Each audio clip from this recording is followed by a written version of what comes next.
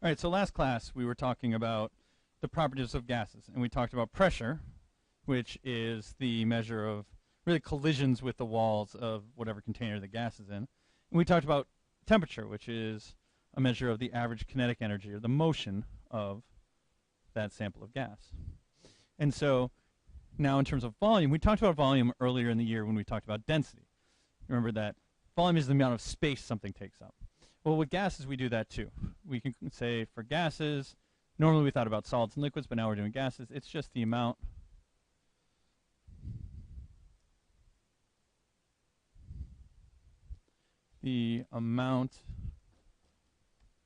of space occupied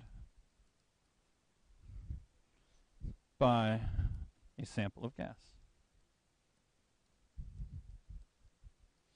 Now, unlike solids and liquids that have fixed volumes, that means their volumes don't change. I mean, even if you think about a piece of clay, you can mush it and mold it, but it still takes up the same amount of space. Liquids, if you spill water on the ground, the volume is still the same. It's just spread out in a different, like all over the floor. But gases, unlike liquids and solids,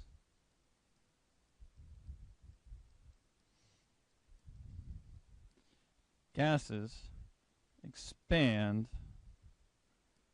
to fill whatever the container they are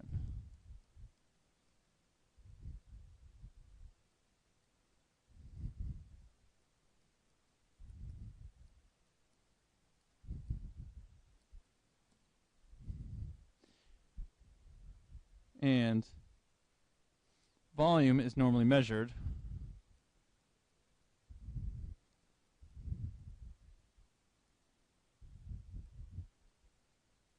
for gases in liters, but sometimes you'll see milliliters, which is the same as centimeter cubed.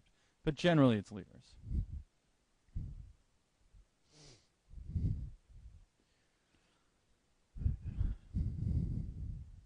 So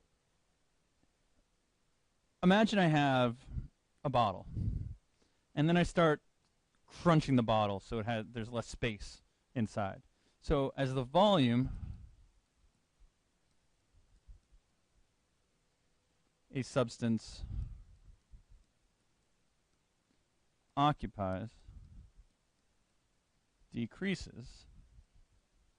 Now we're thinking about the space it has to move is decreasing. That means the particles have less space to move.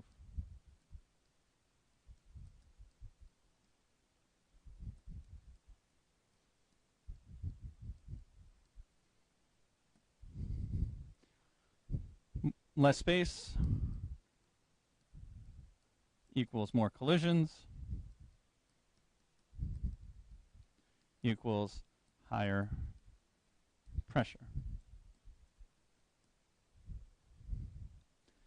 So this means the mathematical relationship between pressure and volume is inverse. Now, you can think about this in terms, I like to think about this in terms of dancing. If you're dancing, you're out school dance, I don't know if those things even exist anymore, but you're school dancing, and imagine everybody's out in the middle, but then they shrink the size of the dance floor. What's going to happen? Well, you're going to bump into each other a lot more frequently. There's going to be more pressure. But if they expand the amount of space you guys have, and everybody has more room, then you're not going to be bumping into each other as frequently, so there's going to be less pressure. So you can think about this totally in terms of collisions.